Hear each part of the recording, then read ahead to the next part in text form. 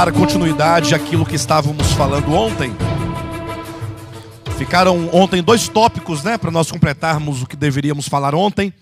Porque ontem apresentamos o problema da epístola, que é a questão de um evangelho pervertido, de que fala o apóstolo Paulo, logo no capítulo 1, versículos de 6 a 9. Falamos então da defesa do evangelho de Paulo, como que o apóstolo Paulo, ele defende o seu evangelho no sentido de afirmar categoricamente que ele não recebera o seu evangelho de homem algum, nem havia aprendido com homem algum, pelo contrário, ele desenvolve aqui toda a ideia dizendo que ele não aprendeu nem recebeu o evangelho que ele pregava no judaísmo, de onde ele viera, na sua infância e juventude, nem tampouco recebera de alguém, de algum instrutor, de algum tutor, ou de algum grupo de pessoas por ocasião da sua conversão. Pelo contrário, ele se retira para as regiões da Arábia, deserto da Arábia, onde ele vai rever todo o Antigo Testamento, momento no qual ele vai receber grandes revelações do Senhor, em que ele foi arrebatado ao terceiro céu, ele foi arrebatado até o paraíso. Também nos demonstra que, por ocasião das 2 vezes em que ele for a Jerusalém, 3 anos depois de sua conversão e 14 anos depois da primeira vez, nessas 2 ocasiões, ele também não recebera, não aprendera de homem algum, nem dos apóstolos que vieram antes dele. Isso tudo porque ele recebeu o evangelho diretamente de Jesus Cristo. Ou seja, a defesa do apóstolo Paulo é de que o evangelho por ele pregado é um evangelho puro. Ou seja, ele recebeu diretamente da pessoa de Jesus Cristo. E agora então, ele nos demonstra também, vimos ontem, como que, apesar de ele ter recebido a destra da comunhão dos apóstolos em Jerusalém, mas na prática não era bem isso que acontecia. Vimos como que houve um pequeno problema em Antioquia, para não dizer grande problema, quando Pedro, o apóstolo Pedro, foi até Antioquia visitar os irmãos, e vimos então como que o apóstolo Paulo severamente repreendeu a Pedro, porque naquela circunstância, Pedro não procedia de maneira adequada, segundo a verdade do evangelho. Eu sei que isso é um pouco constrangedor de falar, ou mesmo de ouvir, e talvez muitos receiam falar essas coisas, porque se criou uma imagem muito perfeita dos homens do passado. Quando se fala, por exemplo, dos homens antigos, seja lá do Antigo Testamento ou do Novo, nós temos a tendência de vê-los ou de imaginá-los como sendo pessoas que são infalíveis, que não erram.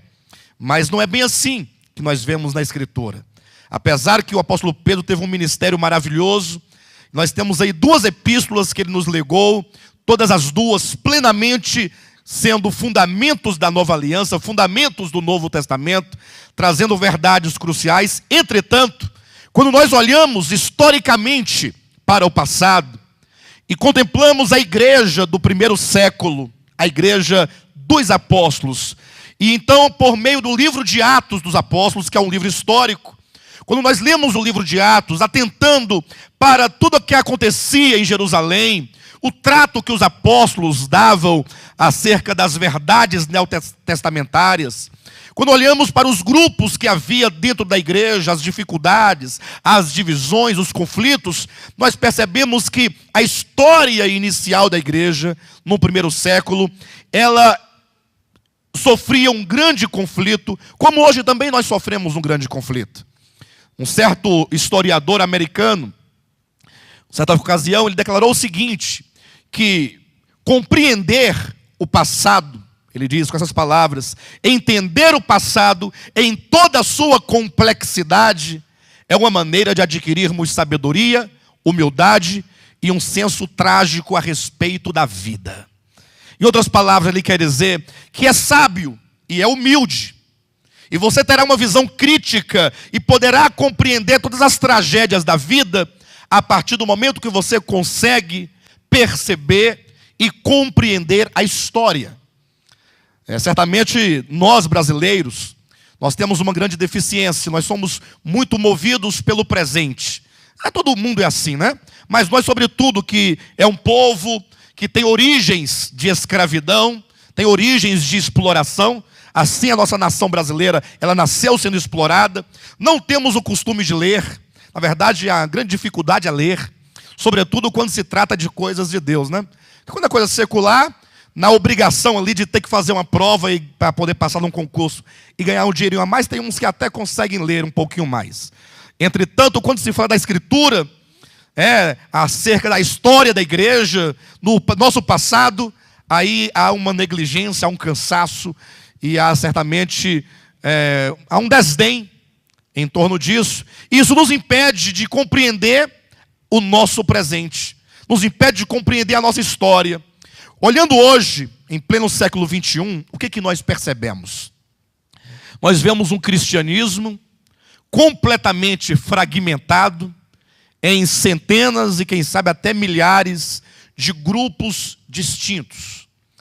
E embora haja toda essa fragmentação e esse enfraquecimento da fé, muitos, se não a maioria, veem isso como se fosse uma coisa muito boa. Eles chamam isso de a multiforme graça de Deus. Como se dissesse, não, Deus se manifesta de diversas maneiras. Ora, é verdade que Deus tem diversificações de ministérios. Entretanto, Deus não tem confusão da fé. Não há uma confusão. Quando você lê a Escritura, a verdade é una. Sejam quantos forem os apóstolos, mas a verdade pregada é apenas uma, é o Evangelho de Jesus Cristo. Entretanto, hoje, nós vemos dezenas e centenas, e quem sabe até milhares de grupos, cada um com o seu Cristo, cada um com o seu Evangelho, cada um com as suas práticas, cada um com os seus moveres. Ou seja, há uma confusão generalizada no meio do povo de Deus. Então a nossa única saída será certamente voltar os olhos e o coração para a Escritura, como quem procura entender qual era o pensamento, a ideia, a mensagem de Cristo, o que ele de fato pregou. E então o que seus apóstolos imediatamente nos deixaram legados na Escritura, para que ao lermos a Escritura possamos nós compreender a história do passado, e assim compreendendo o passado poderemos compreender melhor a nossa própria história agora no presente. O livro de Atos é um livro em que registra o contexto no qual a igreja primitiva, a igreja apostólica vivia. E não é de se admirar, que como ali era uma transição, digamos assim, porque Jesus havia instaurado a igreja primitiva, a primeira igreja apostólica. Entretanto, não é apenas uma questão de definir algumas verdades e falar, a partir de hoje, a lei ela deixa de prevalecer e agora prevalece apenas a realidade daquilo que ela apontava. Não é simplesmente isso, porque tudo é uma questão cultural, é uma questão de formação. Imagine que aqueles poucos galileus, aqueles hebreus ali do início da igreja, eles traziam consigo uma carga muito forte do judaísmo. Afinal, o povo de Israel, eles nasceram na lei. Eles nasceram de um pacto no Monte Sinai. Eles receberam a lei como norma de vida, de conduta, de adoração, de serviço.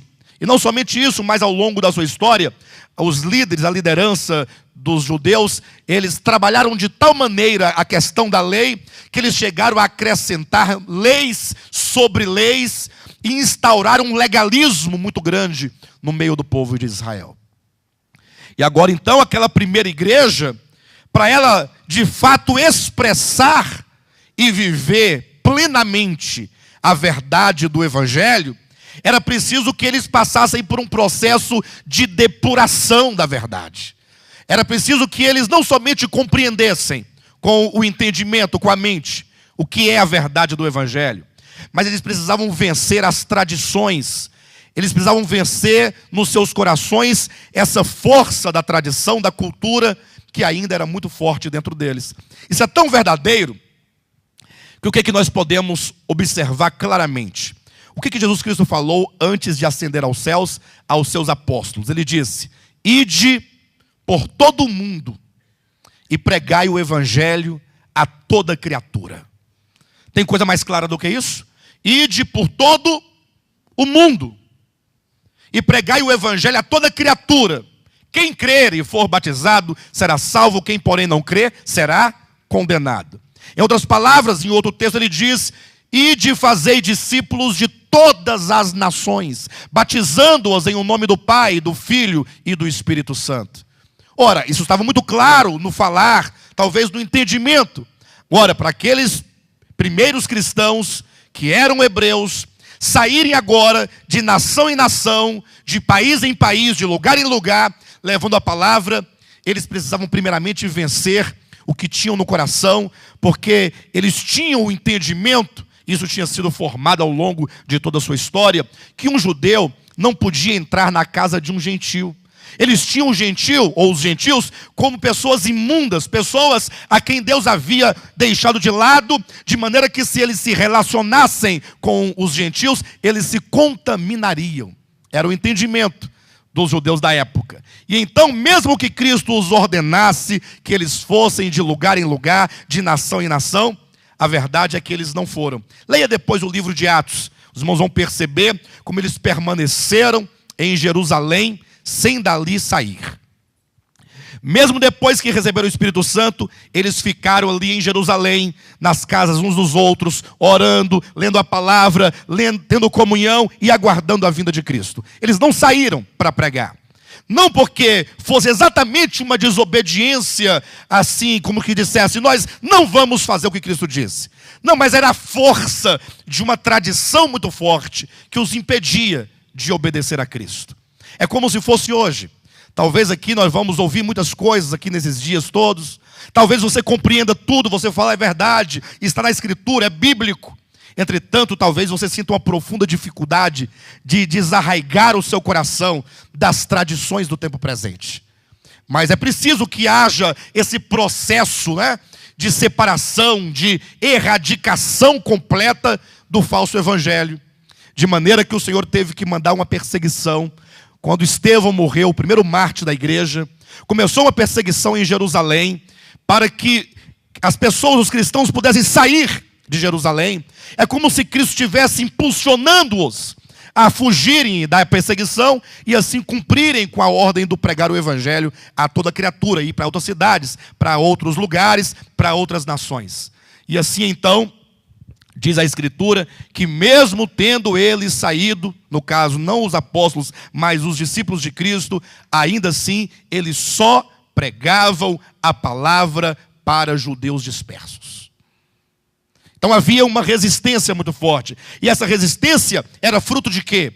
De uma visão, talvez um pouco embaçada a respeito da verdade neotestamentária, no sentido de que a verdade do Novo Testamento, ela é uma ruptura com os ensinamentos do Antigo Testamento. Não que o Antigo Testamento seja contrário ao Novo Testamento, não nesse sentido, mas no sentido de que o Antigo Testamento, vamos ver isso daqui a pouco na própria Escritura, anunciava aquele que haveria de vir. A lei e os profetas eram um prenúncio, eram uma profecia, como que anunciasse por meio de profecias, por meio da lei, por meio de figuras, por meio de sombras, dizendo, olha, logo, logo virá aquele que é a realidade de todas as coisas. Quando Cristo vem, ele vem como cumprimento dessas verdades. Ele vem como cumprimento da lei e dos profetas. Lembram o que está em Mateus capítulo 5, versículo 17? Jesus falou, olha, eu não vim revogar a lei ou os profetas, não vim para revogá-los, mas vim para cumprir. Ou seja, ele veio trazer o cumprimento de tudo que a lei havia dito e tudo aquilo que os profetas haviam anunciado. Cristo, portanto, é a plenitude da lei dos profetas. Ele é o cumprimento da lei dos profetas. Ele é a corporificação e a substância daquilo que outrora era apenas uma sombra. Uma das grandes verdades da Escritura é essa, é que Cristo, ele é anunciado em toda a Escritura, e que nas páginas do Velho Testamento, ele ali era anunciado em forma de sombras, de figuras. Basta que você leia Colossenses, capítulo 2, versículos 16 e 17. quando o apóstolo Paulo fala assim, olha, ninguém, pois, vos julgue. Olha as palavras de Paulo. Ninguém, pois, vos julgue por causa de comida e bebida, ou dias de festas, ou lua novas, ou sábados. Olha o que ele está dizendo. Colossenses capítulo 2, versículo 16. Ninguém, pois, vos julgue. Ninguém está autorizado a se tornar árbitro contra a sua vida, determinando que você cumpra as coisas da lei, determinando que você obedeça aos preceitos da lei de Moisés. Essa é a grande verdade. Ninguém, pois, vos julgue. E talvez alguém possa perguntar assim, mas se está escrito, por que a pessoa não pode pregar e praticar aquilo? Aí Paulo explica no versículo seguinte, dizendo, porque tudo isso, comida e bebida, dias de festas, luas novas e sábados, porque tudo isso tem sido sombra. Era apenas uma sombra daquilo que haveria de vir. Porém, a realidade, porém o corpo é Cristo.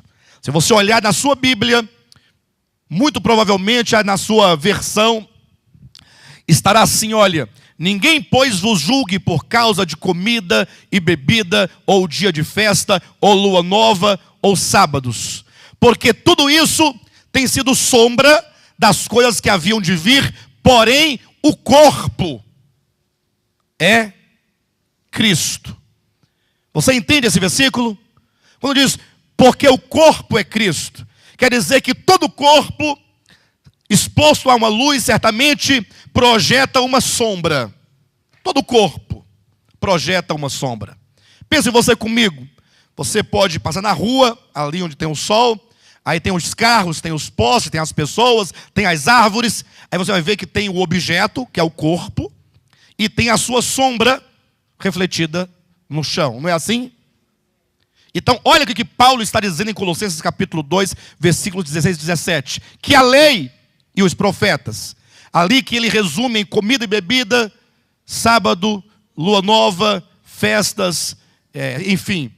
Tudo isso tem sido sombra, é a sombra daquilo que havia de vir. Porém, a realidade, o corpo ou a substância é Cristo. Agora imagine só então que no primeiro século, para que os discípulos se livrassem completamente da cultura da lei e dos profetas, para viver plenamente o evangelho, sem nenhuma mistura, era preciso que eles vencessem muitas coisas dentro deles. Tanto é verdade que uma grande dificuldade que vemos no livro de Atos foi o romper essas fronteiras. Diz a Bíblia que o próprio Pedro, para ele entrar na primeira vez na casa de um gentil, no caso na casa de Cornélio, foi preciso que Deus intervisse ali com visões e aparecimento de anjos na casa de Cornélio e para o próprio Pedro, para que ele pudesse entender. E ainda assim, depois que ele chega na casa de Cornélio, ele faz toda uma defesa dizendo, olha, vocês que são gentios, bem sabeis que não é lícito a um judeu entrar na casa de um gentil. Entretanto, eu tive uma visão assim, assim. E ele foi começando a contar a sua história, por que ele estava na casa de um gentil, quando de repente, enquanto ele explicava essas coisas todas, o Espírito Santo desceu sobre a casa de Cornélio, todos os presentes, batizando-os no Espírito Santo, para dentro do corpo de Cristo. Aí Pedro ficou ali pasmado, dizendo, ora, o Espírito Santo também recebeu a estes no corpo de Cristo. Então, o que eu posso fazer? Por mim, talvez, eu não os incluiria no corpo de Cristo. Mas se o Espírito Santo os incluiu, então, o que se há de fazer? E agora ele volta para Jerusalém, decorando o discurso que ele faria ao chegar diante dos apóstolos. Ele sabia que os apóstolos iam lhe pedir uma explicação. Pedro, por que você entrou na casa de um gentil? Ora, bastaria ele dizer, porque Cristo ordenou, dizendo, ide por todo o mundo e pregai o evangelho a toda criatura. Não bastaria isto? Mas não.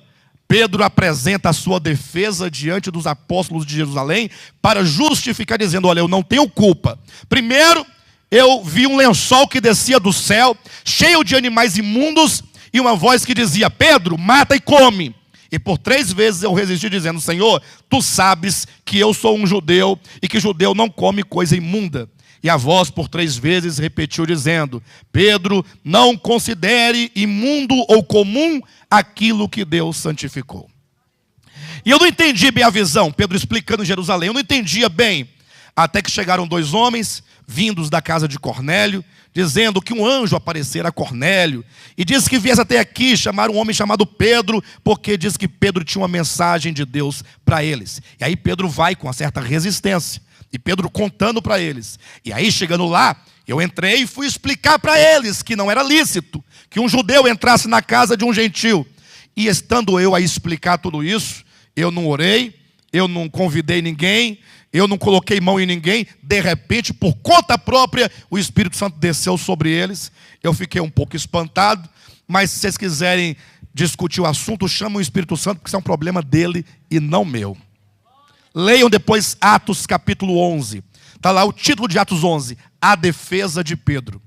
Em tudo isso, o que nós vemos? Nós vemos uma igreja que, apesar de ter ali nas bases os apóstolos, Pedro, Tiago, João e tantos outros apóstolos, embora esses apóstolos no seu ministério e naquilo que eles nos legaram na Escritura, eles tivessem plena consciência do que fosse a verdade, porque eles receberam, mas na prática parecia que Jerusalém andava um pouco travada. Parece que eles não conseguiam romper definitivamente com a tradição da lei e dos profetas.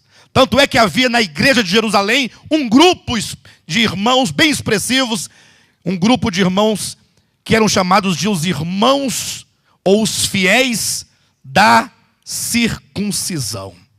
Ao ler o livro de Atos, irmãos, vão verificar quando diz assim, os fiéis da circuncisão. Era um grupo de irmãos que ficava lá olhando para os apóstolos com a cara bem rigorosa, como que dissesse: e aí, você vai pregar a graça de Cristo sem a lei de Moisés? E o pior é que Pedro, como vimos ontem, e Tiago, talvez os 2 mais importantes fossem esses 2. Tiago, por ser um líder entre os apóstolos, e Pedro, por ter essa incumbência de Cristo de levar o evangelho aos gentios, eles não tinham força. Eles não tinham força para falar assim: pessoal, pode parar. O que o evangelho nos diz? E estabelecer definitivamente a verdade do evangelho. Não é que eles não sabiam, é que eles não tinham força. Eles sofriam muita pressão. Aí eu vou dizer aqui uma palavra, os irmãos procurem entendê-la no espírito. Pedro e Tiago se acovardavam diante da pressão sofrida pela igreja. Uma igreja de judeus convertidos. De tal maneira que Deus, na sua economia e sabendo das fraquezas humanas, Deus no seu propósito, desde quando colocou Judas, lá no início, sabendo que ele seria o traidor, e portanto logo ele sairia do ministério apostólico, e ficaria uma vaga no ministério apostólico, Deus, na sua infinita sabedoria e propósito, já preparara de antemão um apóstolo chamado Paulo, para não somente preencher a vaga, que não era uma questão de preencher vaga, mas Deus levantou Paulo com o intuito de colocar a igreja no trilho da verdade. Então Deus trabalhou desde o início a vida de Paulo, desde o seu nascimento, forjando um espírito vigoroso, forjando uma alma forte, uma alma determinada, uma mente forte, uma pessoa que de fato pudesse levar esse evangelho sem medo, sem detença, sem covardia, que pudesse enfrentar os homens, enfrentar quem quer que seja para estabelecer a verdade. Paulo de Tarso foi um homem separado por Deus desde o ventre e forjado na circunstância da vida para que ele pudesse cumprir isso. Por isso que as suas epístolas, as suas 14 epístolas, são todas de cunho e caráter teológico, como quem ensina não somente acerca das coisas espirituais, mas sobretudo das coisas espirituais aplicadas na vida prática da igreja. Ele ensina como viver a vida cristã. Ele ensina o que é o evangelho. E ele vai de encontro a toda cultura e tradição e dogma ou qualquer coisa que seja que de alguma maneira procure interferir no evangelho e ferir o evangelho. Então esse é o contexto. De tal maneira que nesse conflito, porque ouviram dizer que a igreja de Antioquia, onde Paulo estava, era uma igreja totalmente na graça de Deus, ao passo que a de Jerusalém era uma igreja ainda muito envolvida com a lei e com os profetas. E aí criou uma confusão, porque falava de lá, falava daqui, e os irmãos não sabiam mais o que estava acontecendo. E aí foi necessário, leia depois Atos capítulo 15, que se fizesse um concílio.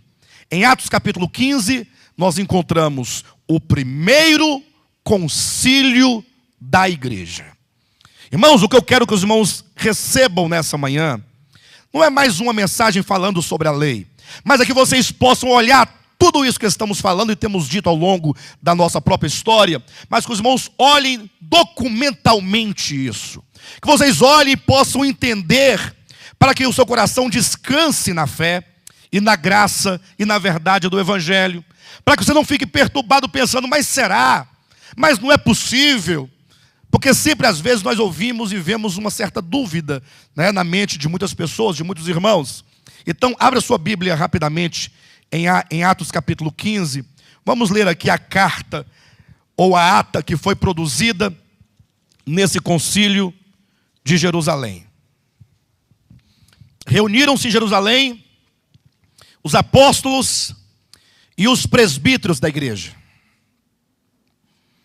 Os presbíteros são os líderes locais, ao passo que os apóstolos eram aqueles que receberam de Cristo a mensagem do Evangelho e tinham a incumbência de levá-la aos quatro cantos da terra. Então, em razão da controvérsia que havia, a igreja se reuniu na pessoa dos apóstolos e presbíteros para debaterem o assunto acerca da lei, a lei de Moisés. Aquela que está lá em Êxodo, Levítico, Números e Deuteronômio. E conforme se apresenta na história do povo de Israel, a partir do livro de Josué. E aí eu quero que você olhe na escritura, que você veja, porque aqui nós vamos encontrar o primeiro concílio da igreja. O que é um concílio? É quando as lideranças da igreja se reúnem para debater e discutir determinado assunto, para se verificar a verdade de Deus em algum determinado tema. Observa que hoje em dia as igrejas cristãs evangélicas, sobretudo, elas não fazem concílio.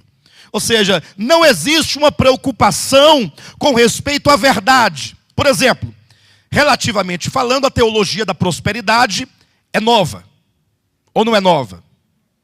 Olhando historicamente, a igreja tem 2000 anos. Então, relativamente falando, a teologia da prosperidade é nova. Aí eu pergunto, quantos dos pastores, dos líderes das igrejas, falou, pessoal, vamos nos reunir, vamos fazer um concílio da igreja cristã evangélica e vamos analisar a teologia da prosperidade à luz da Bíblia? Vamos verificar isso? Vocês já ouviram isso em algum lugar? Pelo contrário, há um consenso, né, comum de todos. Ou seja, na verdade, um vai influenciando o outro e o outro vai vendo o que está funcionando na igreja do outro e aplica na sua. Não, está funcionando lá, então vai funcionar aqui. E aí as pessoas vão seguindo cegamente, sem atentar para as verdades bíblicas. Em Atos 15, capítulo 15, versículo 22 em diante, depois em casa os irmãos poderão ler todo o capítulo 15, nos fala acerca disso, desse concílio. E eu quero ler então com os irmãos a carta, ou que seja a ata, que foi produzida como a suma deste concílio. Qual decisão foi tomada no concílio de Jerusalém? Atos capítulo 15, a partir do versículo 22, diz assim: Então pareceu bem aos apóstolos e aos presbíteros, com toda a igreja, tendo elegido dentre eles, homens entre eles, enviá-los juntamente com Paulo e Barnabé a Antioquia. Foram Judas, chamado Barsabás, e Silas, homens notáveis entre os irmãos. Ou seja, a decisão do concílio foi escrita numa ata, e aí eles decidiram que agora alguns irmãos de Jerusalém iriam acompanhar o apóstolo Paulo e Barnabé para as igrejas dos gentios, levando essa carta para ser lida aos gentios, para que os gentios soubessem qual tinha sido a decisão tomada nesse primeiro concílio. Versículo 23 diz assim: escrevendo por mãos deles. E aí vem o que se diz acerca disso. Os irmãos, tanto os apóstolos como os presbíteros, aos irmãos de entre os gentios em Antioquia, Síria e Cilícia, saudações. Que maravilha, né, amados? Que coisa maravilhosa. Versículo 24. Visto sabermos que alguns que saíram de entre nós, vírgula, sem nenhuma autorização, vos têm perturbado com palavras, transtornando a vossa alma. O que eles diziam que estava transtornando a alma dos discípulos gentios? Volta um pouquinho, capítulo 15, versículo 6, diz assim, olha. Ou melhor, capítulo 15, versículo 5. Insurgiram-se, entretanto, alguns da seita dos fariseus que haviam crido, dizendo, é necessário circuncidá-los e determinar-lhes que observem a lei de Moisés. Está vendo? Olha o versículo 6.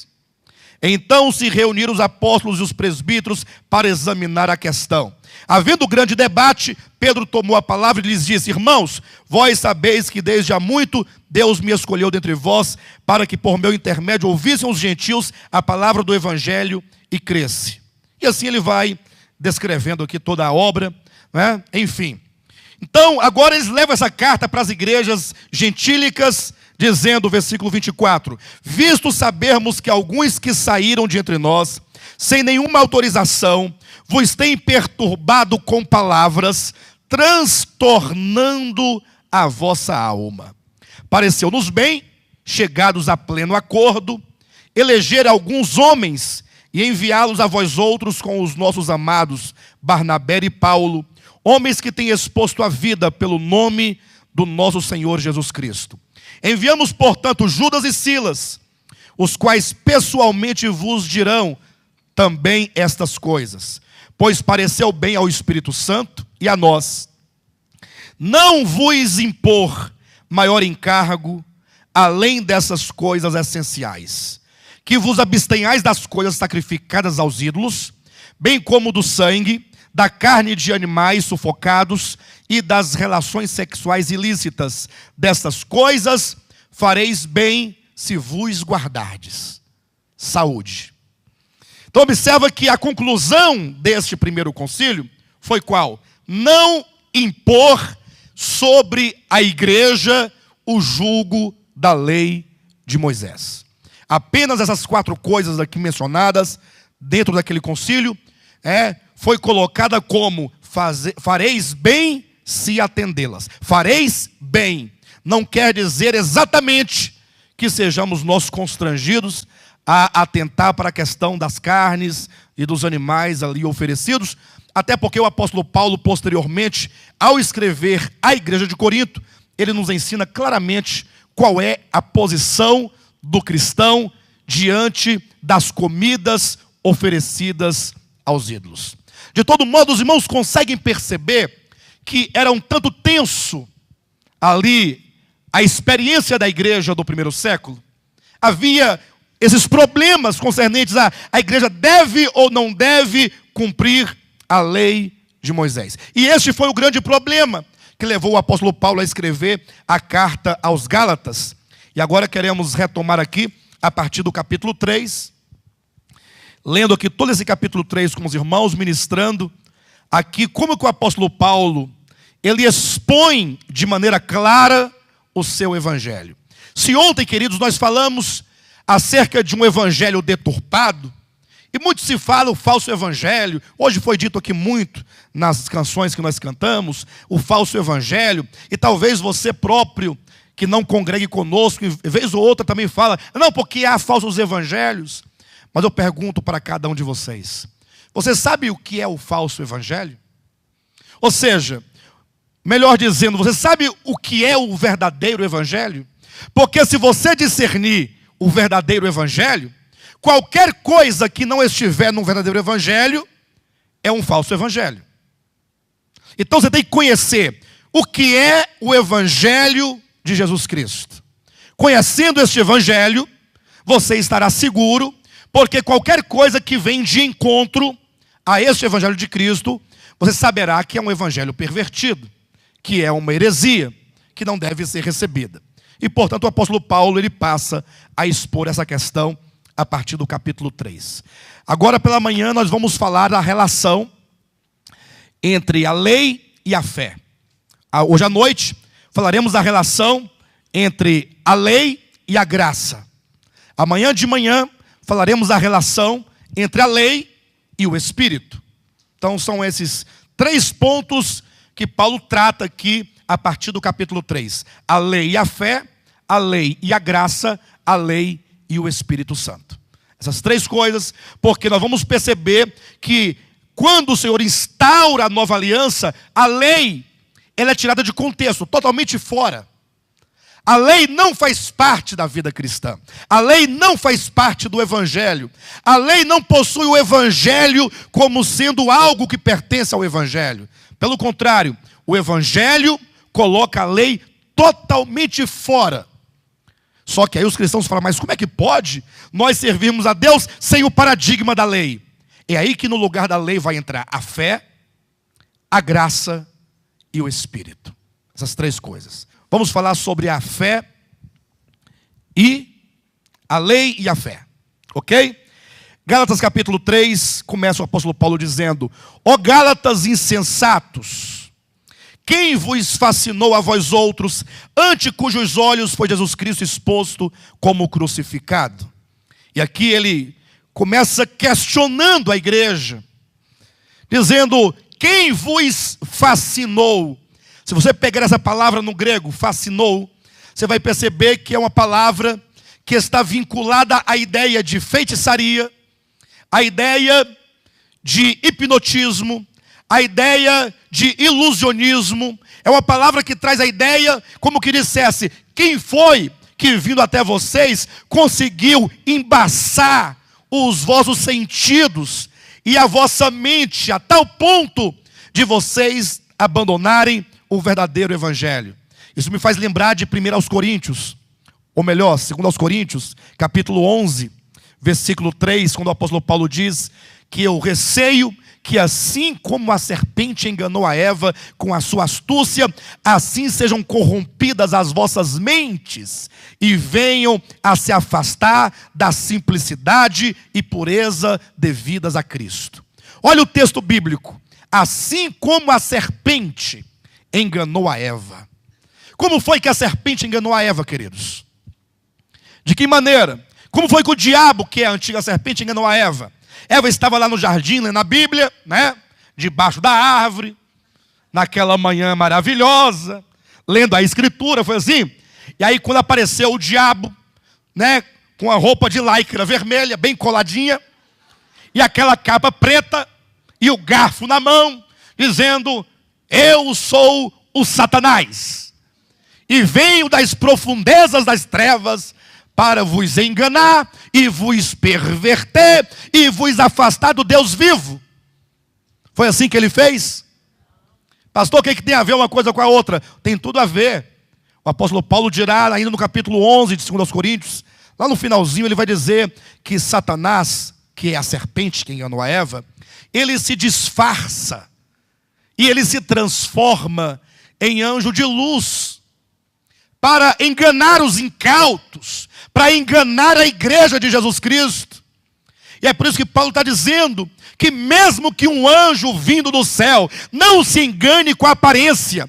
Você não tem que ficar totalmente iludido por causa das luzes, porque o pastor é eloquente, porque o coral canta bem, porque a igreja é assim. Não. Assim como a serpente enganou a Eva com a sua astúcia, queridos, o maligno, ele está lutando contra a igreja do Senhor Jesus. Entenda isso. E lutar contra a igreja do Senhor Jesus é lutar contra a sua vida, contra a sua fé, contra o seu coração, contra a sua esperança.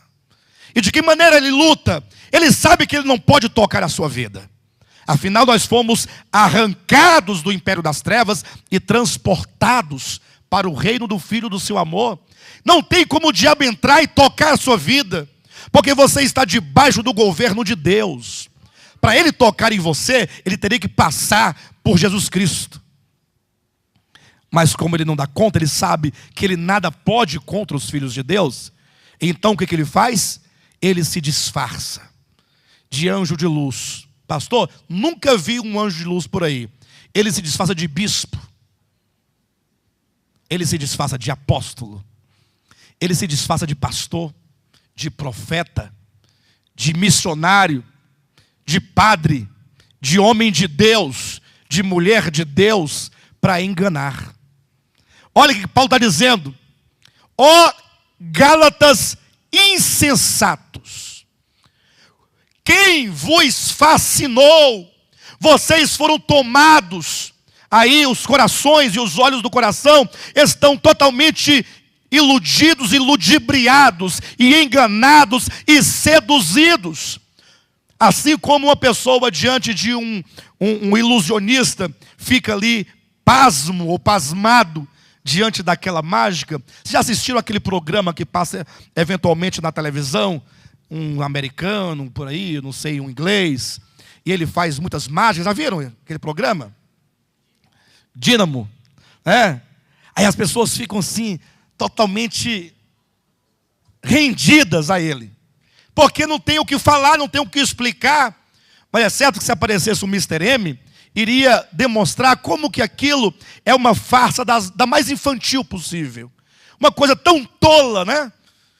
Uma coisa que está aos olhos de todos, mas ninguém pode ver. Corações e mentes e olhos totalmente iludidos, sem poder perceber a verdade, acreditando em algo que está vendo que é mentira. O mesmo acontece no Evangelho. Quem vos fascinou a vós outros? Aí Paulo coloca, ante cujos olhos foi Jesus Cristo exposto como crucificado. Ante cujos olhos foi Jesus Cristo exposto como crucificado. Olhos e exposto. Duas palavras que trazem a seguinte ideia. Quando eu preguei para vocês, é Paulo dizendo aos irmãos da Galácia, eu preguei de tal modo o Cristo crucificado. Eu falei de tal modo acerca da encarnação do Verbo. De tal modo eu falei acerca da morte do Messias. Uma morte redentora, uma morte remissiva, uma morte para o perdão de pecados, uma morte substitutiva, uma morte que traz justificação, uma morte que traz plena salvação. Eu expus a vocês de tal maneira o Cristo crucificado, que chegou a ser quase que uma encenação teatral. No sentido, Paulo demonstrou nas suas palavras, com tanta clareza e detalhes acerca do Cristo crucificado, que quase que os Gálatas viram o Cristo crucificado por meio das suas palavras. Sabe quando um pregador eloquente, ele vai descrevendo aquilo, e você vai se envolvendo de tal modo que você quase que visualiza aquela cena? Sim ou não? Por isso que Paulo diz, quem vos fascinou a vós outros, ante cujos olhos foi Jesus Cristo exposto como crucificado. Ou seja, vocês estavam tão claros acerca do crucificado. O que aqui está claro acerca de Cristo Jesus crucificado? O que a morte de Cristo representa para você? O que significa a morte de Cristo? Qual é a extensão e a abrangência da morte de Cristo? Quais são os benefícios que essa morte nos traz? Você não entende, porventura, que o salário do pecado é a morte? E que o dom gratuito de Deus é a vida eterna? E se você, porventura, deseja pagar os seus pecados, que você pague, desde que você pague o preço. O salário do pecado é a morte. Não diz que o salário do pecado são boas obras. Não diz que o salário do pecado é o jejum, é o seu dízimo, é a sua oferta, é o seu cabelo, é o seu vestido, é o seu pacto, é o seu voto. Não diz que o salário do pecado são todas essas coisas. Mas se alguém quer pagar a sua dívida, está dito, o salário do pecado é a morte. Você pode pagar a sua dívida. Vá para o lago de fogo, que é a segunda morte, e estará bem pago na justa medida. Agora, por outro lado, é dito que aquele que não conheceu o pecado, ele se fez carne, e ele se fez pecado por nós, A morte de Cristo é Deus dizendo, olha, dizendo para o homem pecador, se o salário do pecado é a morte, o meu filho vai morrer no seu lugar. Quando Cristo morreu na cruz do Calvário, Ele estava pagando a nossa dívida. Ele pagava a sua dívida. Pastor, e qual é a minha dívida? A sua dívida não é de um pecado, nem de 10 pecados. É a dívida do fato de você ser um pecador. O salário do pecado é a morte. Aquele que transgride um princípio da lei, ou transgride todos, é a mesma coisa. Porque quem guarda toda a lei e tropeça em um só ponto, é culpado de todos. Não está lá em Tiago capítulo 2, versículo 10? Ainda que você guarde toda a lei, se tropeçar em apenas um ponto, você é culpado de todos. Então para Deus não existe pecador grande, pecador pequeno, é o pecado e é o pecador. E aí vem Cristo, e aí está em Colossenses capítulo 2, versículo 16, 15 e 16, dizendo que quando Cristo estava na cruz do Calvário, ali pendurado, Ele pegou o escrito de dívida que era contra nós, e Ele encravou-o na cruz, plenamente perdoando todos os nossos pecados. Ora, se você entende que o Cristo crucificado pagou a sua dívida, quanto você deve para Deus agora? Hã? Quanto você deve para Deus? Quantos pecados o Senhor te perdoou? Os pecados do passado, e os do presente, e os do futuro. A morte de Cristo tem uma abrangência universal, inclui todos os tempos. Ou seja, uma vez que o Senhor te perdoou os pecados, você creu no seu nome, você está perdoado. Você está justificado. Você agora é regenerado. Você é filho de Deus. Mas de repente vem algumas pessoas dizendo, não, para que você seja salvo, não basta isso. Você terá que fazer algo. Seja o que for, no tempo de Paulo, eles queriam levar a igreja à lei de Moisés. Nos dias de hoje, não nos querem levar talvez à lei de Moisés, mas querem levar a alguns aspectos da lei de Moisés. E um tanto de outras coisas que os homens próprios inventam, de maneira que se implanta na mente e no coração das igrejas atuais que a salvação não é somente pelo sacrifício de Cristo. O homem participa ativamente e contribuindo para a sua salvação. Se você perguntar para um cristão qualquer, um pastor qualquer, dizendo, vem cá, o homem é salvo pela graça? Ele dirá, sim, é salvo pela graça. Se você perguntar, o homem é salvo pela fé? Ele dirá, sim, somente pela fé. Se você perguntar para alguém, o sacrifício de Cristo na cruz do Calvário é suficiente para salvar o homem? Ele dirá, sim, é suficiente. Aí se você continuar dizendo, e o que o homem então deve fazer para ser salvo? É neste momento em que ele dirá, deve aceitar a Jesus. Aí você vai dizer, mas isso basta? Ele dirá, não, você agora vai ter que fazer isso. Aí começam a adicionar um tanto de outras coisas na sua vida para que você seja salvo. Pastor, mas aí você quer dizer que nós não devemos fazer nada para ser salvo? Qual que é a resposta? Não, nada. Lembram da pergunta do carcereiro para Paulo e Silas, em Atos capítulo 16? O que ele perguntou? O que faremos para herdar a vida eterna? O que faremos para sermos salvos? E Paulo respondeu, crê no Senhor Jesus Cristo e serás salvo. O próprio Jesus já havia dito em João 3,16, Deus amou o mundo de tal maneira que deu o seu Filho unigênito, para que todo aquele que nele crê não pereça, mas tenha a vida eterna. Para que todo aquele que nele crer, quem aqui crer em Jesus Cristo? Filho de Deus, encarnado, crucificado. Então invoca o nome dele, diga, Jesus. Diga, meu Salvador. Você está salvo. Se você invoca com o coração, você está salvo. Pastor, então, só isso? É só isso? Porque o tudo Cristo já fez. Não temos nós que morrer na cruz para sermos salvos. Jesus já morreu por nós na cruz do Calvário. Pastor, mas e aí? E agora? Calma. Vamos resolver primeiro o problema do legalismo. Depois vamos resolver o problema da vida cristã. Como viver a vida cristã? Amanhã de manhã. A epístola começa no capítulo 1 e só acaba no capítulo 6. Então vamos devagar. Tenha paciência. O apóstolo questiona dizendo: quem vos fascinou a vós outros, ante cujos olhos foi Jesus Cristo exposto como crucificado? Quero apenas saber isto de vós: vocês receberam o Espírito pelas obras da lei ou pela pregação da fé? Sois assim insensatos, que tendo começado no Espírito, estejais agora vos aperfeiçoando na carne. Terá sido em vão que tantas coisas sofrestes, se na verdade foram em vão. Aquele, pois, que vos concede o Espírito e que opera milagres entre vós, porventura o faz pelas obras da lei ou pela pregação da fé?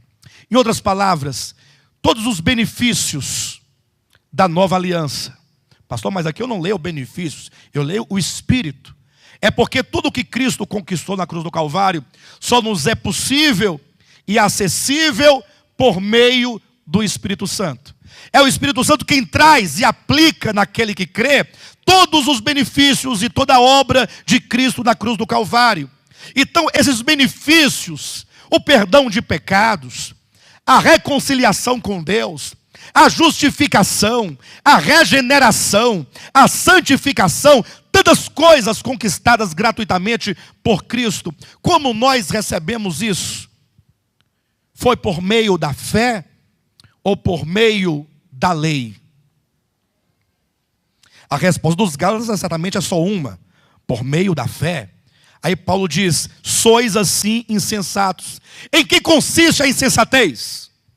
Em que consiste a tolice? É pensar que somos salvos pela fé, e agora que nós começamos, quando estávamos nós mortos em delitos e pecados, totalmente destruídos, nós fomos salvos por uma operação mística do Espírito Santo em nossa vida. A fé é algo do Espírito Santo em nós. É Ele quem gera dentro do espírito humano a capacidade de crer no crucificado. É Ele quem revela a pessoa de Cristo a nós, que nos faz ver que ali não era um mero nazareno, não era um mero galileu, ainda que fosse Galileu e Nazareno, mas ali era o próprio Deus, era o Senhor da glória, que ali estava encarnado. Ou seja, o início da nossa vida cristã foi miraculoso, foi pelo poder de Deus, foi pelo poder do Espírito. Não fosse o Espírito Santo, nenhum de nós poderíamos crer em Jesus Cristo. Estaríamos até hoje onde estávamos outrora, totalmente destruídos. Mas Deus operou eficazmente em nós, iluminando o nosso entendimento, iluminando o nosso coração, nos desarraigando dos lugares em que nós estávamos, tirando-nos completamente com mão poderosa, nos levando então para o reino do Filho. Não foi assim que começou a sua vida espiritual?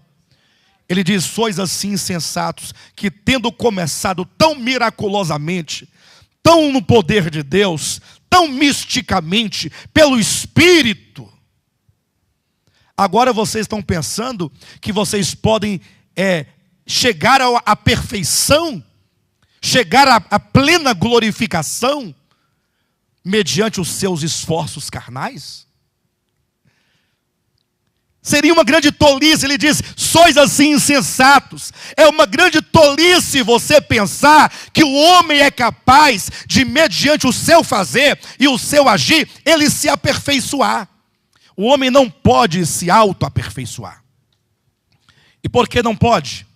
Porque a sua natureza, aqui chamada de carne, sois assim insensatos, que tendo começado no Espírito, estejais agora vos aperfeiçoando na carne. Essa carne, natureza humana, ela é caída.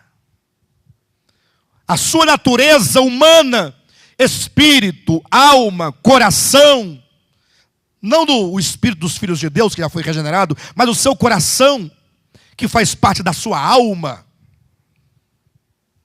a sua mente, suas vontades, as suas emoções ainda são caídos, ainda não foram completamente transformados. Então você se fiar na sua capacidade de mudança, e você tem experimentado isso, não precisa evocar nenhum testemunho exterior, basta que você olhe para a sua própria experiência. Quantas vezes você tentou se aperfeiçoar?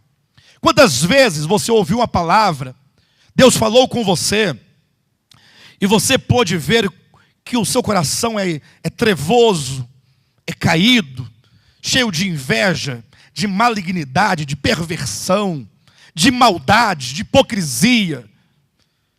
E você decidiu, a partir de hoje, eu vou mudar minha vida. E você chorou, e você se arrependeu, e você ficou lá. E quem olhou falou: rapaz, mas hoje entrou salvação nessa casa. E você ficou firme uma semana. Depois você nunca mais se lembrou que um dia você se arrependeu de tudo aquilo. E você voltou à mesma vida de outrora. Cada uma aqui é testemunha disso. Por quê? Porque somos muitas vezes insensatos em achar que podemos nos aperfeiçoar pela capacidade natural. Paulo diz: sois assim insensatos. E o versículo 6 diz: é o caso de Abraão.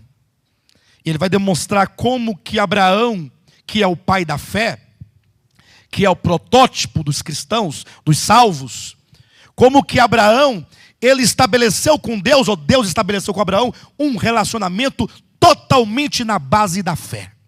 Sem a capacidade humana, sem a intervenção humana. Entenda isso, salvação não é humana, a salvação ela é divina. Então o homem nunca poderá fazer nada para ser salvo. Nem no início, nem no meio, nem no fim. Só Deus pode realizar a salvação. Quando o homem coloca a si mesmo para realizar a salvação, ele só pode produzir carne. Por isso que diz, é o caso de Abraão, que creu em Deus e isso lhe foi imputado para a justiça.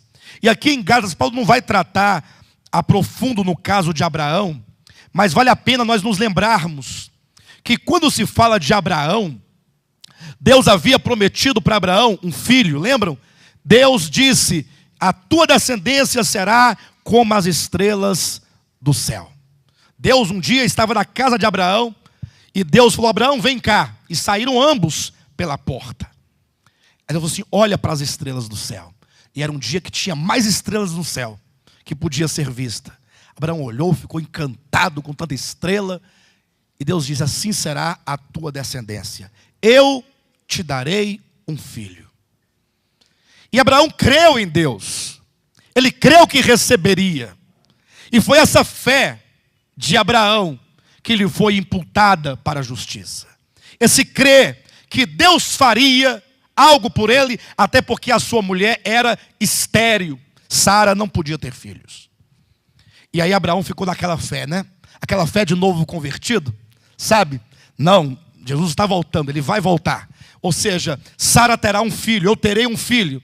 Aí fizeram uma vez, duas, três, quatro, tentaram, refizeram de todo lado, para trás, para frente, tal, nada. Sara não ficava grávida. Afinal, era estéril, ela não tinha condições de ter filhos. Naquele tempo, então, e o tempo foi passando, 1 mês, 1 ano, 2 anos, 3 anos, 4 anos, 5 anos, 10 anos. E aí é onde a sua fé é colocada à prova. O tempo passa e você começa a desconfiar da sua fé. Ou melhor, desconfiar de Deus, né? Deus diz assim: olha, aquele que começou boa obra em vós, na boca de Paulo, há de completá-la até o dia de Cristo Jesus. Quem começou a boa obra em nós? Ele vai completar? Mas em algum momento você ficou observando a sua experiência e desconfiou que ele não poderia completar? É pelo que eu estou vendo aqui, não vai dar certo. E Abraão foi pensando aquilo, sabe? E Sara falava: Abraão, presta atenção, Abraão.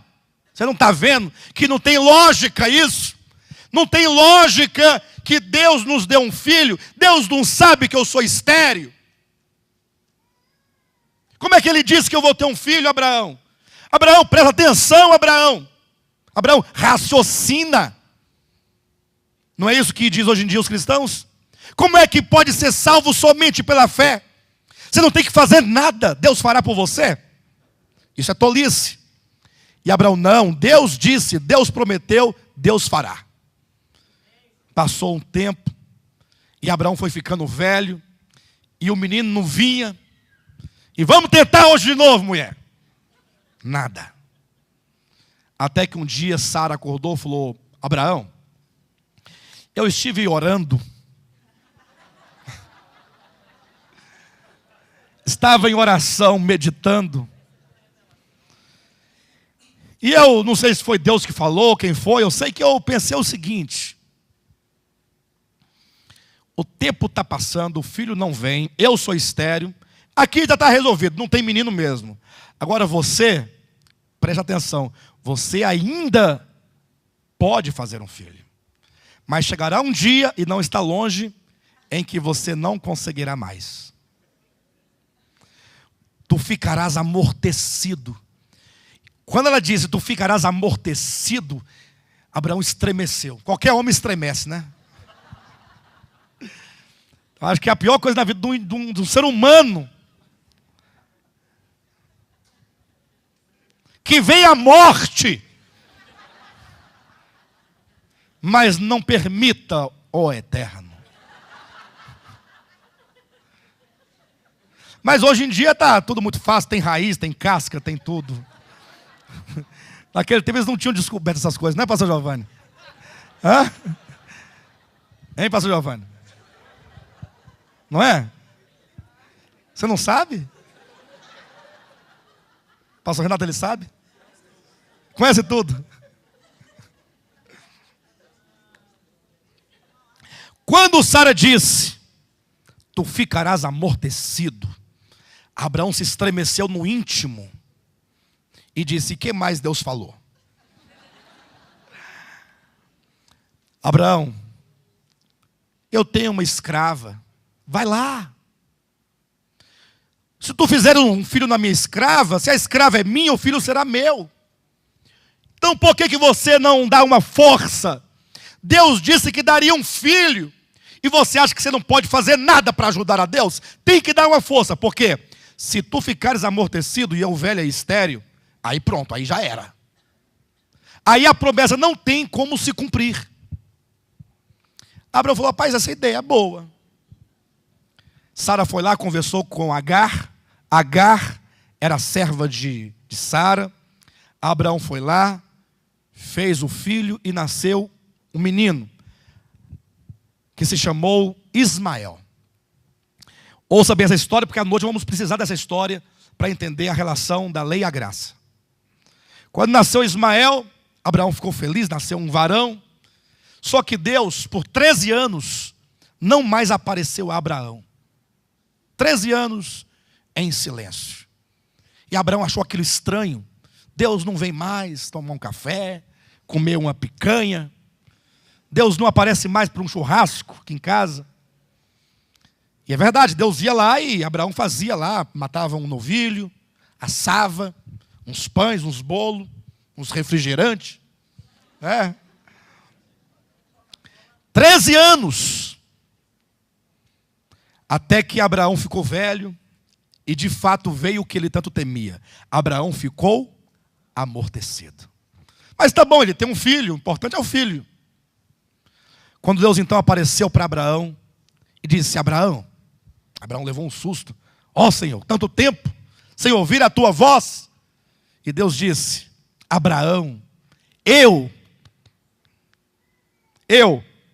não é tu, eu sou o Deus Todo-Poderoso. Em outras palavras, tu pensavas que eu não podia te dar um filho na tua velhice, estando tu amortecido, achava que eu precisava da sua ajuda. Amados, essa palavra de Deus para Abraão, eu sou o Deus Todo-Poderoso, é a palavra de Deus para todo crente. Quando se fala de salvação, você fala assim, poxa, mas não tem jeito. Olha para a minha vida, para a minha condição. E Deus fala, eu sou o Deus Todo-Poderoso. A salvação é o poder de Deus para a salvação de todo aquele que crê. Não é o seu poder, não é o seu fazer, é o poder de Deus, é o agir de Deus, é a mão de Deus que nos traz a salvação. E Abraão então ficou sem graça com Deus, sem ter o que falar. Deus disse: Abraão, mas eu vou te dar um filho. Ah, Senhor, outro? Não. Eu vou te dar o filho prometido. Eu não prometi um filho. Mas, Senhor, agora não tem mais jeito, porque agora eu não dou conta mais de fazer nada. A mulher já era daquele jeito que o senhor sabe, estéril. E eu agora, velho, amortecido, 99 anos de idade. Tamanho da orelha de Abraão. Estava chegando já no ombro. A orelha vai crescendo, estava quase no ombro já. Velhinho. E Deus disse: Abraão, mas é agora que você está adequado, para que todos saibam que quando eu prometo algo, eu realizo sem a participação do homem. Sem, você não tem que ter força, porque enquanto você tinha força, eu não podia operar. Enquanto você está com as suas obras, com a sua capacidade natural, Deus não pode operar. Você tem que chegar no seu fim, no seu limite. Tem que se render completamente. Tem que fazer como está lá em Romanos capítulo 7, versículo 24, né? Miserável homem que sou. Se você não se vir como miserável, isso porque os cristãos têm um senso de justiça própria muito grande. Você olha assim, chega a pessoa, está inchada, de tanto orgulho, de achar que faz alguma coisa, que é alguma coisa, se sentindo na condição até de exigir de Deus, que Deus retribua o que ele fez.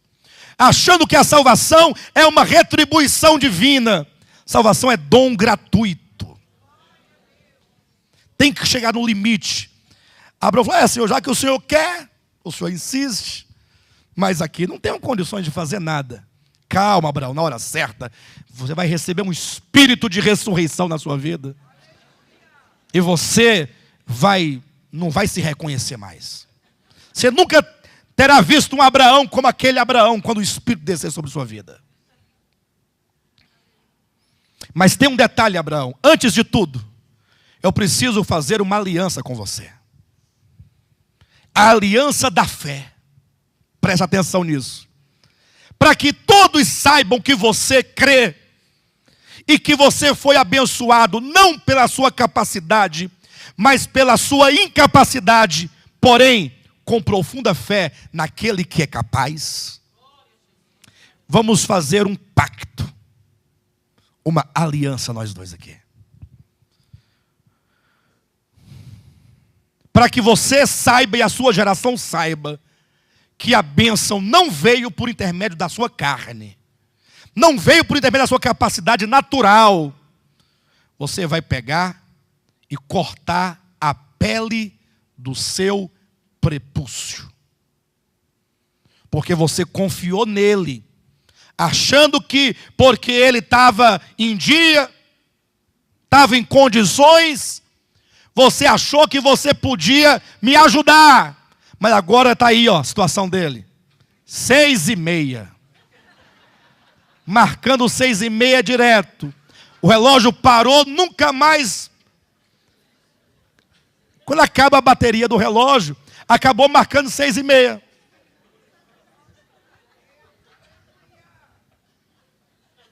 Ué, vocês estão rindo de quê? Isso é a natureza, irmãos. A natureza é assim. Vocês estão rindo, né? Corta a pele do seu prepúcio. Ele foi lá, pegou. Tem que cortar, tem que pegar, não tem não? Cortou. Está aqui, Deus, ó, a pelezinha. E agora, o que eu faço com isso aqui? O que você faz? Isso aí não é a carne? Que representa a sua capacidade natural? Agora você lança fora. Então, todo macho que nascesse na família, corta. E geração em geração. como um sinal da justiça que provém da fé. Abra sua Bíblia rapidamente em Romanos, capítulo 4. A gente conta assim, é um pouco engraçado, mas é exatamente isso. Capítulo 4, versículo 11. Falando de Abraão, fala assim: e recebeu o sinal. Está na sua Bíblia sinal aí? Por que é um sinal? Porque é um ato exterior que simboliza, representa uma coisa, uma outra coisa.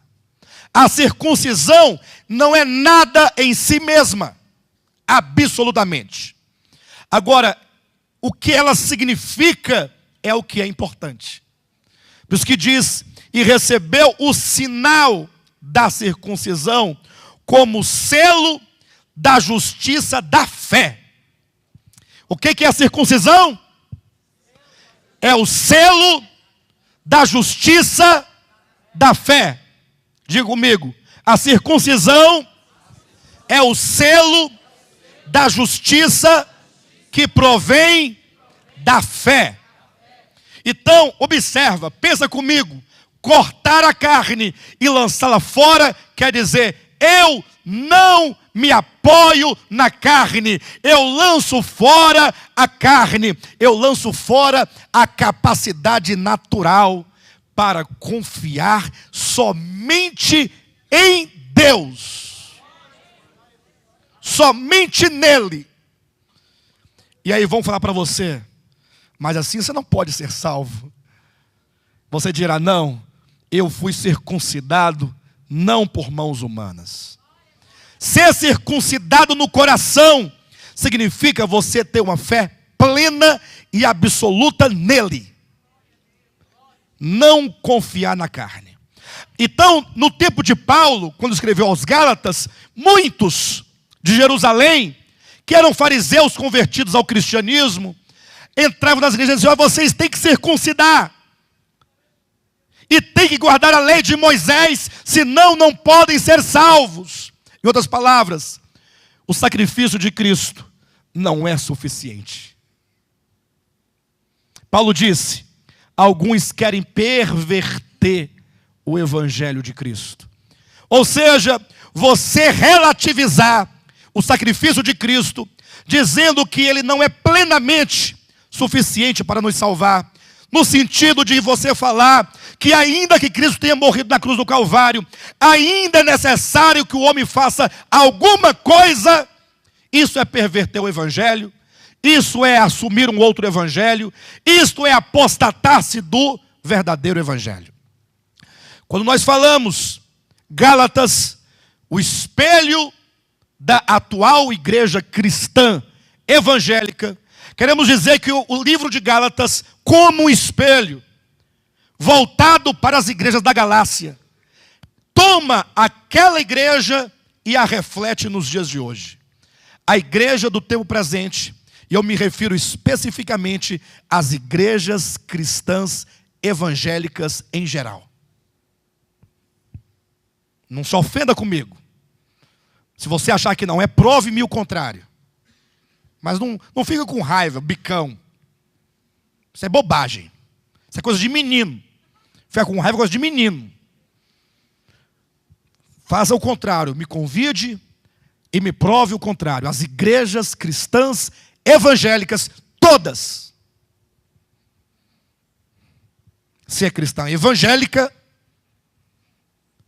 elas são um retrato fiel das igrejas da Galácia. São uma reprodução das igrejas da Galácia. No sentido de ser uma igreja que ainda que Cristo lhes tenha sido pregado, e talvez tenham começado na fé do evangelho, foram fascinadas e se afastaram do genuíno evangelho e confiam muito mais nas obras do que no sacrifício de Cristo. E eu posso provar com uma proposição muito simples esse fato. É que a parte de Cristo foi um ato. A parte do homem são muitos atos. Ou seja, eles dizem, Jesus morreu por você. Você aceita Jesus? Já ouviram isso? Aí o indivíduo fala, não, Senhor, eu vou aceitar que eu estou doente, meu rim está quase parando, estou vendo a morte rodeando minha casa. Todo dia, quando abre a janela, lá está ela, lá com aquela foice, rodando minha casa. Então, eu tenho que aceitar, né? Senão eu vou para o inferno. Aí a pessoa aceita. E agora? Não, agora você está salvo, desde que você cumpra, realize, persevere, proceda, faça. A morte de Cristo foi um ato. A daqueles que serão salvos, dizem eles, devem ser muitos atos. Não é apenas um. É uma vida inteira de atos. De maneira que se você ficar 50 anos cumprindo com todos os regulamentos, dizem eles, e você deixar de fazer um único dia, e por azar teu, nesse último dia que você parou de fazer, você morrer, você estará perdido. Isso é confiar na carne. O Evangelho diz, você precisa confiar no Espírito. Tendo começado no Espírito, estejais agora vos aperfeiçoando na carne. É o caso de Abraão que creu em Deus. E aí começa a discorrer, versículo 7, olha na sua Bíblia. E ele começa então a estabelecer a teologia da salvação, dizendo, sabei, pois, que os da fé é que são filhos de Abraão. Quem são os verdadeiros filhos de Abraão? Os da fé. Você crê como creu Abraão? Você crê como creu Abraão antes da circuncisão ou depois da circuncisão? Porque antes da circuncisão é a fé arminiana. Eu creio, porém eu preciso do meu Ismael. O que seria o Ismael? O fruto da minha capacidade natural. Ora, o Abraão, depois da circuncisão, é o Abraão que confia plenamente em Deus. Plenamente. Aí diz assim, versículo 8, ora, tendo a Escritura previsto que Deus justificaria pela fé os gentios, pré-anunciou o Evangelho a Abraão, em ti serão abençoados todos os povos. Então, o Evangelho já fora pré-anunciado a Abraão. O Evangelho da graça, o Evangelho da fé. Versículo 10. Todos quantos, pois, olha na sua Bíblia, são das obras da lei, estão debaixo de maldição.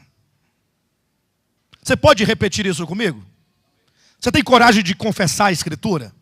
Diga assim, todos quantos são das obras da lei. Volta um pouquinho. Pergunta para o seu irmão, você é das obras da lei ou somente da fé? Não precisa responder, você sabe. Você ainda confia na lei? Agora você pode repetir para o seu irmão. Todos quantos são das obras da lei estão debaixo de maldição. Pastor, você não pode dizer isso. Bem, eu não estou dizendo, eu estou lendo. Então, Paulo não pode dizer isso. Como é que ele sabe que quem é da lei está debaixo de maldição? Onde é que está escrito isso na Bíblia? De onde Paulo tirou essa ideia? Que ideia mais tola! Se ele é das obras da lei, não deveria ser abençoado porque ele é da lei? Olha o raciocínio, queridos, olhem para mim. Se o indivíduo é da lei, rigorosamente andando na lei, dia a dia na lei, ele é amaldiçoado ou é abençoado? Hã? Abençoado. Mas raciocina comigo. O Josué, pastor, ele é da lei. Ele é das obras da lei. Ele é pela lei. Ele gosta da lei. Ele prega a lei. Ele vive a lei. Ele não seria abençoado? Onde é que está a lógica disso? Irmãos, olhem para mim. Quem será abençoado? Diz um texto de Deixa para lá. Diz um texto, uma canção que diz assim: se atentamente ouvir a Deus e os mandamentos seus obedecer. Então, se você for da lei, das obras da lei, perfeito? Bendito sereis na terra. Eu sei que esse irmão tirou a letra lá de Deuteronômio. O problema é que ele deixou de ler o Novo Testamento. Porque o povo de Israel foi abençoado quando? Qual é a história do povo de Israel? Quando Moisés desceu com a lei do Sinai, o povo já estava quebrando a lei. Até que Moisés jogou as tábuas no chão, as tábuas se quebraram. O quebrar das tábuas representando a quebra da lei. Tão logo saíram do Sinai e chegando na boa terra de Canaã, se tornaram cativos por 400 anos. Escravos das nações circunvizinhas. O tempo dos juízes. Quando veio a realeza, o tempo dos reis, logo o povo de Israel se tornou cativo. Foi para a Babilônia, outro povo foi para a Síria. No tempo de Cristo, escravo de Roma. No ano 70, destruído. Quando foi que o povo de Israel foi abençoado? E por que que eles não foram abençoados? A lógica não é essa. Se você é das obras da lei, você não deveria ter a bênção? Olha na sua Bíblia. Todos, pois, 3:10, quantos são das obras da lei estão debaixo de maldição, porque está escrito. Paulo vai dizer por que aqueles que são das obras da lei estão debaixo de maldição. E ele explica dizendo: porque está escrito, maldito todo aquele que não permanece em todas as coisas escritas no livro da lei para praticá-las. Olha, maldito é aquele que não permanece em todas as coisas escritas no livro da lei para praticá-las. Ressalta-se aqui duas coisas. Primeiro, permanecer. Ou seja, não basta você cumprir um dia ou meio dia. Tem que permanecer. Segunda, terça, quarta, quinta, sexta, sábado, domingo, janeiro, fevereiro, março, abril, maio, junho, julho. 2014, 2015, 2016, 2017. Quantos anos forem a sua vida, você tem que permanecer. Se você, por um dia, deixar de cumprir, você já está debaixo de maldição. E não basta permanecer em alguns preceitos. Você tem que permanecer em todas as coisas escritas no livro da lei. E aí Paulo, sabendo que nenhum homem sobre a terra é capaz de permanecer em todas as coisas, ou é capaz? Tem alguém aqui que é capaz de permanecer? Fiel, sem transgredir nenhum mandamento. Sempre. Ora, só um homem chamado Jesus Cristo viveu assim. Então, se todos os homens são incapazes de cumprir, de permanecer em todas as coisas, então, se você escolhe as obras da lei como meio de vida cristã, você está debaixo de maldição. Porque você se propôs a cumprir a lei e você não consegue. Então, aqueles que são das obras da lei estão debaixo de maldição. Então, o que a igreja de Deus dos dias de hoje precisam fazer? Urgentemente. Primeira coisa, tirar o povo de Deus da lei. Ou tirar a lei do povo de Deus. Como que dissesse: povo, em nome de Jesus, esqueçam Moisés. Esqueçam. Coloque de lado em nome de Jesus. E comece a desenvolver um relacionamento com Cristo na base da fé. Crendo que Cristo é tudo para nós. Plenamente, Ele é tudo. Ele é o centro e a universalidade de todas as coisas. Que o seu sacrifício é mais do que suficiente. Que Ele pagou o preço de todos os nossos pecados. E, portanto, podemos nós nos gloriar na esperança da glória. Ou seja, nós podemos cantar, nos alegrar e pular, dizendo: estamos salvos pela graça de Deus. E nada pode nos separar do amor de Deus. Nem tribulação, nem espada, nem angústia, nem perseguição, nem altura, nem profundidade, nem largura, nada, nem qualquer outra criatura. Nada pode nos tirar, porque Cristo já cumpriu plenamente a redenção por nós. Capítulo 3 de Gálatas,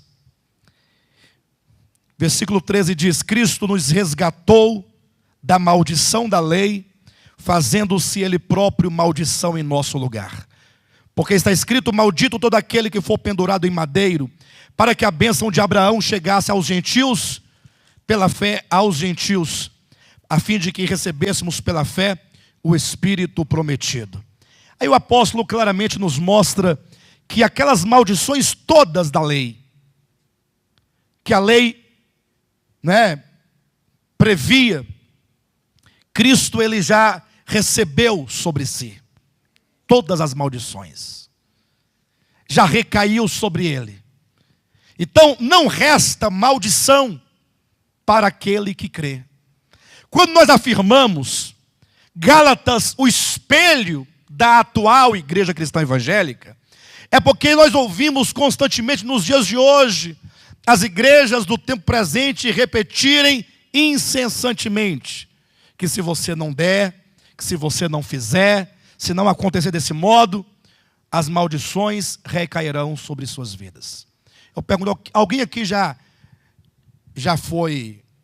ouviu essa mensagem de maldições na igreja?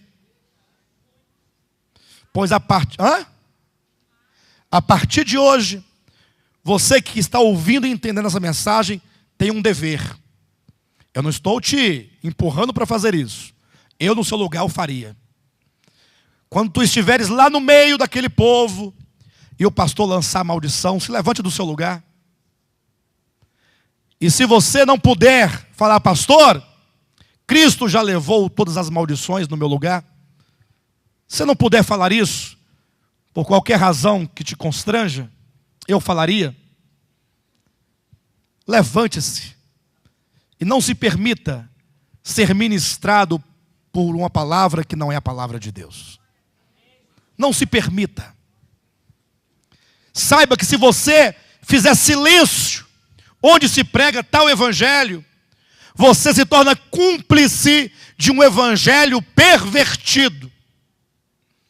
A verdade do evangelho, e quando Paulo disse a Pedro que ele não andava naquela circunstância segundo a verdade do evangelho, é como que ele dissesse: olha, você está trazendo de volta aquilo que Cristo já levou. As maldições da lei já foram todas tiradas. Qual será o argumento de um judeu para viver sobre a lei, hein? Não é porque se nós não fizermos, Deus não nos abençoa. E se nós fizermos deste modo, seremos nós amaldiçoados.